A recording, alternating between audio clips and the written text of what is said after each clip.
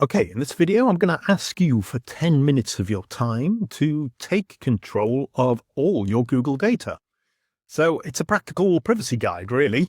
So most people think of Google as a search engine. And really, it's a record of behavior. There's a lot of data here, what you search for, where you go, where you watch, and how you move between devices. Every time you use one of these Google apps, this is all recorded and it's stored. The data doesn't disappear.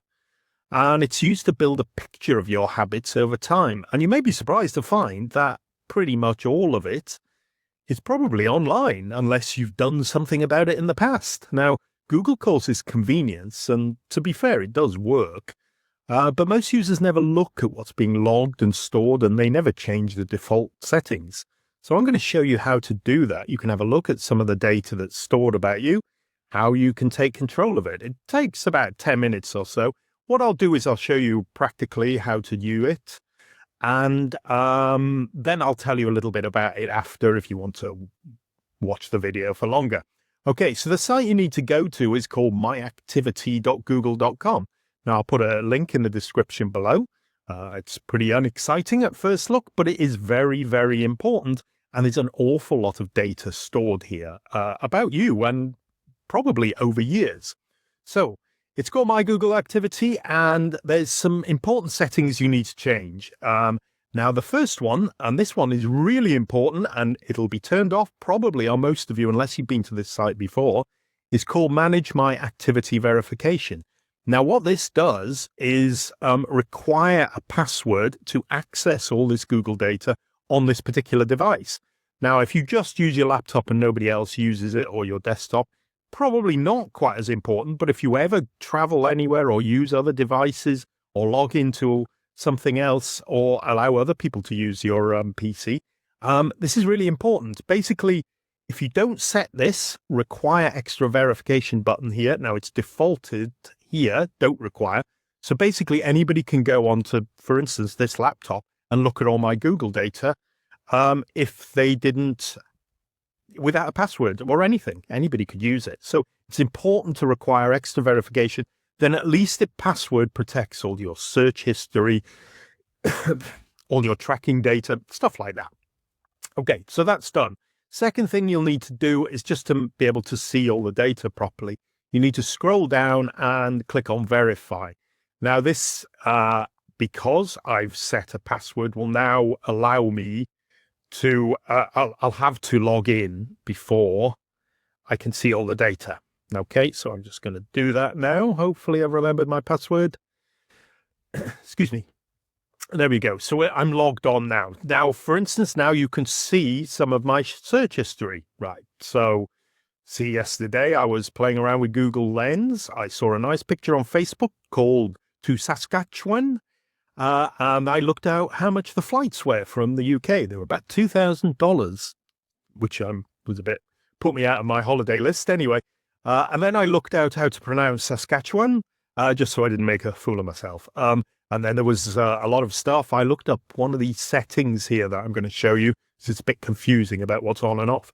So if you scroll down, there'll be loads of stuff there. All your data, probably going back for years of history of all sorts you've done.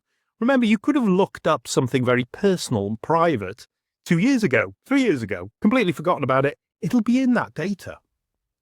Okay, so the three settings there. So we've done Manage My Activity, and now we're going to look at YouTube history. This is kind of obvious, really. This basically records all the videos you watch, all the searches you do in YouTube. Probably pretty inconsequential, but it's all there. Do you want it all stored? I don't know. Remember, this goes back years. It can go back years. Here's the settings.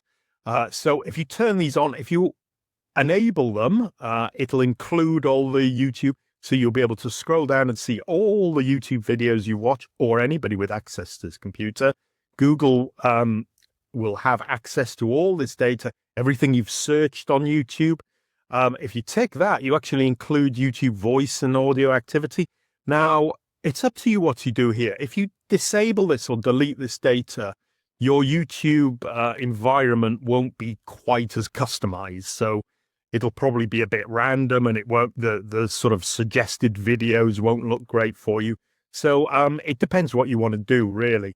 You can just turn it off and it won't record anything about YouTube. And as I say, your history, the look of YouTube will be affected there. If you don't want to turn it off, perhaps you just want to get rid of your searches and you don't mind your videos in there, just untick the boxes if you don't want them. Remember, if you untick those, they're not included. If they're ticked, they are included. Now, if you don't turn it off completely, I would strongly advise using this, the auto delete feature, and turn it to 3 months. So that means that every 3 months, all your data in this section will be deleted. Now, that's a good compromise, really. So it works quite well, and your data isn't there for years and years and years. And a good save. So, I mean, I turn mine off, but it does affect the look of YouTube. So let's go back. That's YouTube history. You can turn it on and off, or the settings, as I mentioned there. Now, this one's called Timeline, or it used to be called Location History, and you might find it's called Location History on certain computers. Okay, so I would turn this one off. So what it basically is all the stuff you do in Google Maps, locations, where you've been, things like that, tracking data of your location, really, especially on your mobile phone, obviously not so much on a laptop or anything. If you want to delete these, just turn it off, basically. I would say turn this one off. It's a bit creepy. Don't think it really affects that much.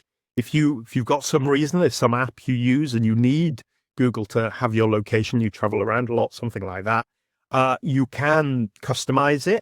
And again, I would say it's turned off here. If I turned it on, auto delete would be enabled here. Turn it to 3 months or 6 months or 18 months. Don't leave your data there for years, because that's what's happening probably at the moment. So that's called Timeline, or I might say Location History there. Web and activity. So personally, I'm going to turn off, and I'm probably going to turn this one off as well. But let me just tell you a little bit about it. This affects the biggest sort of cross-section of stuff. It'll affect loads of web activity. Remember, if you use, you're changing it on your PC, it's affect your phone as well if you're using Google services on that, which most of us do, really. So you can turn it off, but it will affect apps and websites and stuff like that. So it might be inconvenient. If you don't want to turn it off and you want to keep the functionality, again, get down here and choose an auto delete option. I would say the 3 months, every 3 months, big purge. If you want to sort through, you can manage all your web activity and you can delete it manually. There's more activity controls there. If you scroll through it and look through the data, I'd have a look before you turn it off. You'll be amazed how much data there is in here if you've never changed this stuff. So have a little look, really, and see how much data is stored about you. If you enable these, it'll store Chrome history and activity. If you enable that, it'll include voice and audio activity. Remember, it's storing them in your Google account for Google and whoever they want to sell it to use. So be careful with that. I would, again, turn it off if you want. This can affect a lot of apps, so maybe don't enable these. Set 3 months auto delete gives you a bit of control, and it doesn't leave your data accessible for ages. So that's basically it. Let me just go back to the presentation. Remember, best practice, lock access, enable that two-factor authentication. It'll probably be disabled if you've never been here. It was on mine when I checked the first time. So it's automatically disabled. Enable two-factor authentication. Just basically puts a password on your data. Go and look at the activity controls. Choose what's right for you. Pause unnecessary tracking. I would set auto delete. If you don't turn things off, make sure you auto delete everything. Say 3 months probably is good for everybody. Review these sites occasionally because they do change. They add different settings. They add change settings and stuff like that. It can change quite rapidly, really, and it's very confusing. I think it's designed to be confusing. So remember, these tools are altruism. Google has put these tools not here out of kindness. They exist because they get pressure from the public, and regulation forces them to put there. They don't widely advertise it. If you're watching this video, you may have never come across them before. And I wouldn't be surprised because they're not common knowledge, probably, to most people anyway.